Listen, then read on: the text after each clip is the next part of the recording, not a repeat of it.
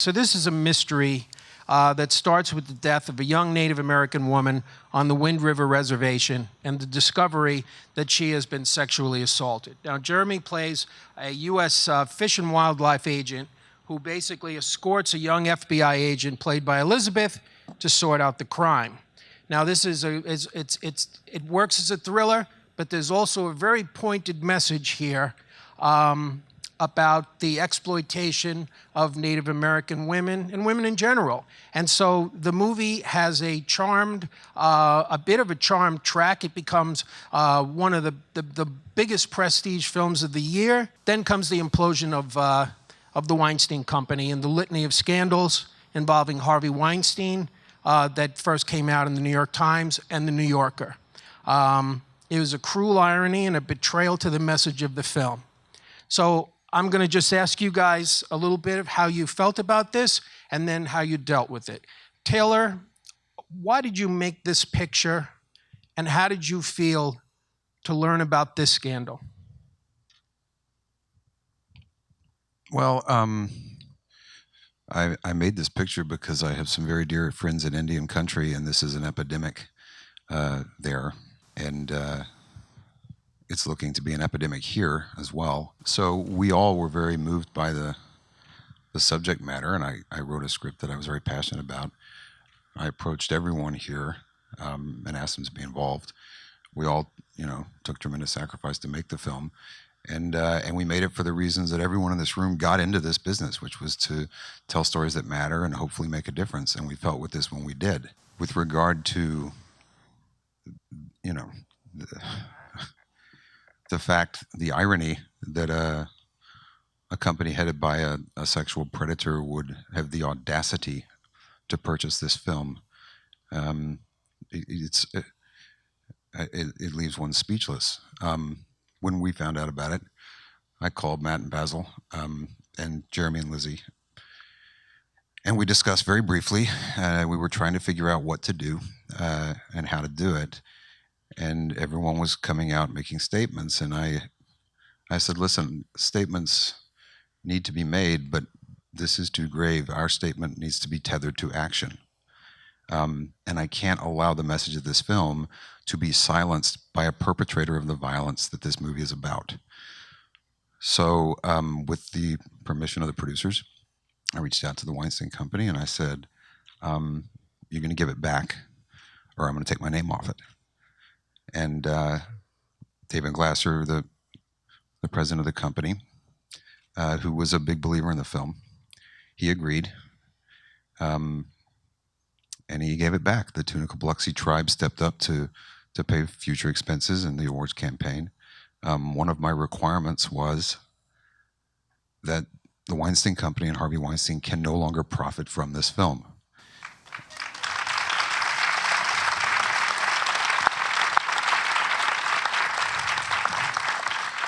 And so part of our agreement was all future proceeds that would have gone to the Weinstein Company or Bob or Harvey now go to the National Indigenous Women's Resource Center.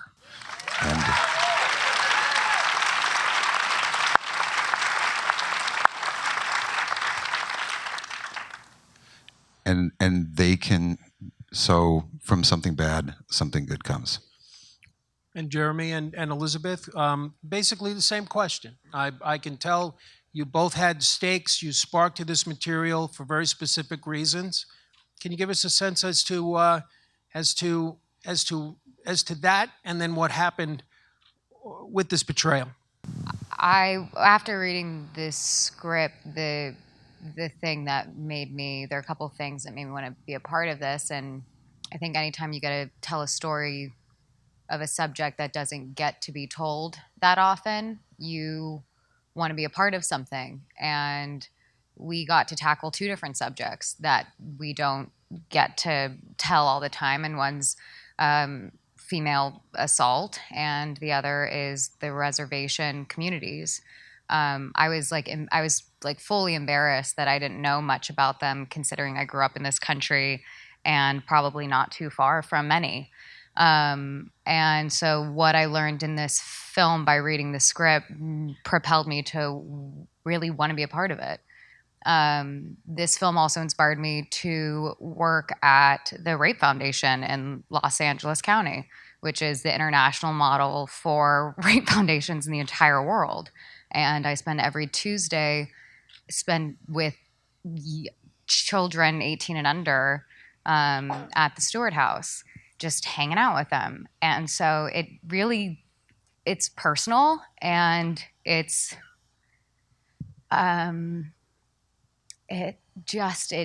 makes me angry. And I think the change starts with teaching young boys how to talk to young girls and teaching girls that they have voices. And I think it starts really young. I'm empowered by the thought that people are coming forward and sharing stories. The sick thing is so many people have normalized so many women have normalized situations and have just been like, well, whatever, I'll just deal with that later. I had to deal with that stuff when I was younger too. And it's like normalized. And the fact that we're not normalizing anymore is incredible. And really, to be a part of this film, I've been inspired in a personal way, and I know a lot of people close to me who have watched the film and they're completely moved by it being a story about a father, by it being a story about women, by it being a story about a reservation community, about struggle. There are a lot of things that people can connect to this film. So I'm proud that when Taylor gave me that phone call saying what the plan was, I was like, you can do that? Yes. Okay. Well, thank God.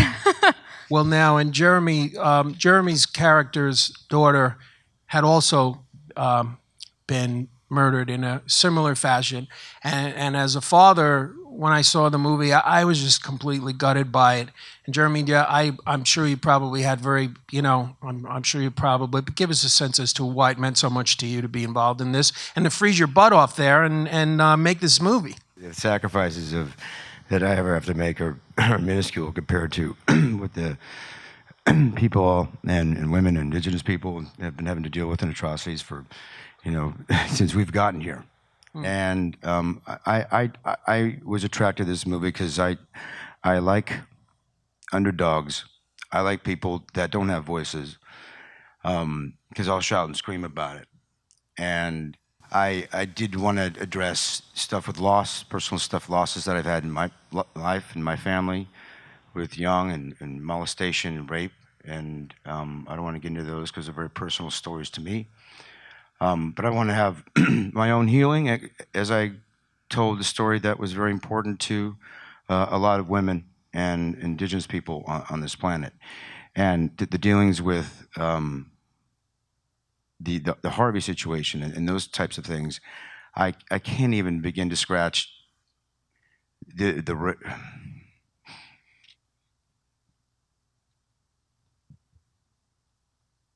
Okay. I'm not going to touch on my feelings about it, but what I can figure out is action. That's what I spoke with Taylor about. What can we do? And that's all that matters to me. What can we actionably do? And that's what matters to me. And I actually can sit here and be very, very proud and happy that we own the film back. And that regardless of what Harvey has done in his past and with the company and whatnot, we have the film back so he can go kiss my ass. So when this thing happens, and as Taylor said, Weinstein is not going to benefit at all from this movie. But what does that mean? Because the DVD was already set with Lionsgate, and the streaming will be on Netflix. When that happens, what logos will they see on the film? And maybe explain the generosity of the tribes to step up and finance this Academy Awards campaign, which is very important. Well, going forward, the movie will be branded as an Acacia film. So the TWC logo has been removed from the film. Their individual credits are gone from the movie.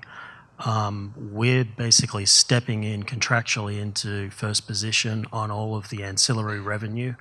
None of the Netflix streaming or the DVD, as you spoke about, will have any remnants of the Weinsteins or any of their credits.